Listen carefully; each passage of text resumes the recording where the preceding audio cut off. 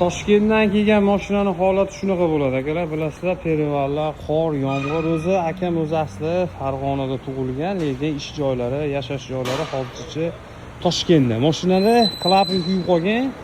Ayollar xudo xolisa bugun ertalab keluvdi.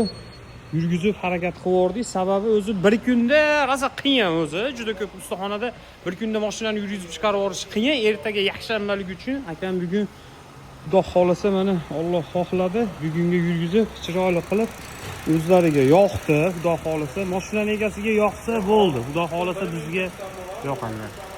Chiroyli, go'zal holatda yurib turibdi. O'zining galovkasi chiqmadi, oldin qilib berganmiz. 3-remont bo'lib ketdi. Shuning hisobiga boshqa GM zavod bosib berdi.